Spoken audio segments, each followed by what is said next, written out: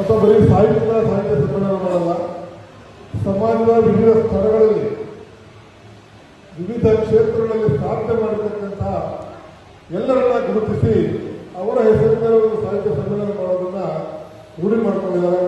ಅದರಲ್ಲಿ ವಿಶೇಷವಾಗಿ ಸುಮಾರು ಕವಿ ಸಮ್ಮೇಳನ ಆಗಿದೆ, ಸಾಹಿತ್ಯ ಸಮ್ಮೇಳನ ಆಗಿದೆ. ಆದರೆ ಆರಕ್ಷಕ ಸಮ್ಮೇಳನ ಎಲ್ಲೂ ಆಗಿರಲಿಲ್ಲ. ನಮ್ಮ ಕರ್ನಾಟಕ ಇತಿಹಾಸದಲ್ಲಿ ಪ್ರಪ್ರಥಮ ಬಾರಿಗೆ ಆರಕ್ಷಕ ಸಾಹಿತ್ಯ ಸಮ್ಮೇಳನ ಮಾಡಿದಂಥ ಕೀರ್ತಿ ನಮ್ಮ ರಮೇಶ್ ಕಮತಿಗೆ.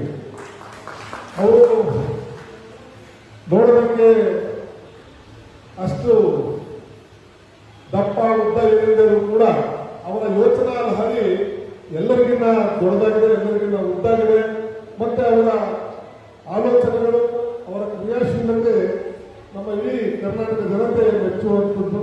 ಅವರು ಬಾಗಲಕೋಟೆಯಿಂದ 100 ಕಿಲೋಮೀಟರ್ ದೂರದಿಂದ ತಮ್ಮದೇ ಆದ ಒಂದು ಸಾಹಿತ್ಯ ಸಂಘವನ್ನು ಕಟ್ಟಿ ಅದರ ಮುಖಾಂತರ ಹಲವಾರು ಉದಯೋನ್ಮುಖ ಕಲಾವಿದರಿಗೆ ಸ್ಥಳವನ್ನು ಕೊಟ್ಟು ಅವರ ಪ್ರತಿಭೆಯನ್ನು ಗುರುತಿಸಿ ಅವರಿಗೆ ಸನ್ಮಾನಗಳನ್ನು ಮಾಡಿ ಅವರಿಗೆ ಪ್ರಶಸ್ತಿಗಳನ್ನು ಕೊಟ್ಟು ಗೌರವಿಸ್ತಕ್ಕಂಥದ್ದು ನಿಜಕ್ಕೂ ಅಭಿನಂದನೀಯ. ಅವರಿಗೆ ತಾಯಿ ಜ್ಯೋತಿಷ್ ಇನ್ನೂ ರೀತಿಯ ಕಾರ್ಯಕ್ರಮಗಳಿಗೆ ಕ್ಷೇತ್ರ ಶಕ್ತಿ ಕೊಡಲಿ ಅಂತ ನಾನು ಭಾವಿಸ್ತೇನೆ. ಈ ಕಾಲದಲ್ಲಿ ಪ್ರತಿಯೊಂದು ವಿಷಯಕ್ಕೂ ಜಾತಿ ಅಡ್ಡವಾಗ್ತಾರೆ. ಪ್ರತಿಯೊಂದಕ್ಕೂ ಜಾತಿ, ಏನೇ ಕೆಲಸ ಮಾಡೋ ಜಾತಿ, ಏನೇ ಅಭಿವೃದ್ಧಿ ಮಾಡೋ ಜಾತಿ, ಯಾವುದೇ ಕಾರ್ಯಕ್ರಮಕ್ಕೆ ಕೈ ಇಡೋ ಜಾತಿ. ಕರ್ನಾಟಕ ಯಾವುದೇ ಒಂದು ಜಾತಿಗೋಸ್ಕರ ಸೀಮಿತವಾಗಿಲ್ಲ ಅಥವಾ ಯಾವುದೇ ಒಂದು ಜಾತಿಗೆ ಅಗ್ರಿಮೆಂಟ್ ಮಾಡಿ ಯಾರು ಕೊಟ್ಟಿಲ್ಲ. ಎಲ್ಲ ಕನ್ನಡ ಹುಟ್ಟಿದಂತಹ ನಟ ಸಾರ್ವಭೌಮ ಡಾಕ್ಟರ್ ರಾಜ್ಕುಮಾರ್ ಅವರು ನಮ್ಮ ರಾಷ್ಟ್ರಕವಿ ಕುವೆಂಪು ಹೇಳುವ ಹಾಗೆ ಕನ್ನಡ ನಾಡಿನ ಹುಟ್ಟಿರ್ತಕ್ಕಂಥ ಪ್ರತಿಯೊಬ್ಬರೂ ಕೂಡ ಕನ್ನಡಿಗರೇ. ಅವರ ಮಾತೃಭಾಷೆ ಏನೇ ಇರಬಹುದು, ಮಾತೃಭಾಷೆ ಯಾವುದೇ ಇರಬಹುದು, ಆದರೆ ಕನ್ನಡ ನಾಡಿನ ಹುಟ್ಟಿರ್ತಕ್ಕಂಥ ಪ್ರತಿಯೊಬ್ಬರು ಕೂಡ ಈ ಕನ್ನಡ ಮಣ್ಣಿನ ಮಕ್ಕಳನ್ನು ಅರ್ಥ ಮಾಡ್ಕೋಬೇಕು. ಇದನ್ನು ಅರ್ಥ ಮಾಡಿಕೊಂಡ್ರೆ ನಾವು ಯಾವ ಸಾಹಿತ್ಯನೂ ಆಗಬೇಕಾಗಿಲ್ಲ, ಯಾವ ಕವಿನೂ ಆಗಬೇಕಾಗಿಲ್ಲ. ನಮ್ಮ ಕಾರ್ಯಕ್ಷೇತ್ರದಲ್ಲಿ ನಾವೇ ದೊಡ್ಡ ವಿದ್ವಾಂಸರಾಗ್ಬಿಡ್ತೀವಿ. ತಲೆಯಲ್ಲಿ ಪುಸ್ತಕದಲ್ಲಿ ಏನೇನೋ ವಿದ್ವಾಂಸರ ಪಟ್ಟಿಗಳನ್ನ ತಗೊಂಡಿರ್ತೇವೆ, ಶುದ್ಧ ನಾವು ಏನಂತಾರದು ಡಿಗ್ರಿಗಳನ್ನ ತಗೊಂಡಿರ್ತೇವೆ. ಆದ್ರೆ ಮನ ಕಲ್ಮಶ ಇದ್ರೆ ಅದು ಯಾವಕ್ಕೂ ಯೂಸ್ ಆಗಲ್ಲ, ಅವೆಲ್ಲ ಯೂಸ್.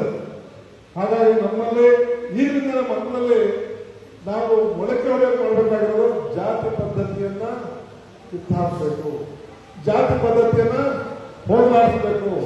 ನಮ್ಮಲ್ಲಿ ಡಾಕ್ಟರ್ BR ಅಂಬೇಡ್ಕರ್ ಅವರು ಸಂವಿಧಾನವನ್ನ ನಾವು ದೇವರಾಗಿ ಪಾಲಿಸಿಕೊಂಡ್ರೆ, ಸಂವಿಧಾನವನ್ನು ನಾವು ಒಂದು ನಮ್ಮ ಉತ್ಕೃಷ್ಟ ಗ್ರಂಥ ಅಂತ ಪಾಲಿಸೋದಾದ್ರೆ ನಾವು ಅದನ್ನು ಗೌರವ ಕೊಟ್ಟು ಅವರ ಒಂದು ಆಶಯಗಳಿಗೆ ಭದ್ರಾಗಿರ್ಬೇಕಂದ್ರೆ ಮೊದಲು ಸಂವಿಧಾನವನ್ನು ಓದ್ಕೋಬೇಕು.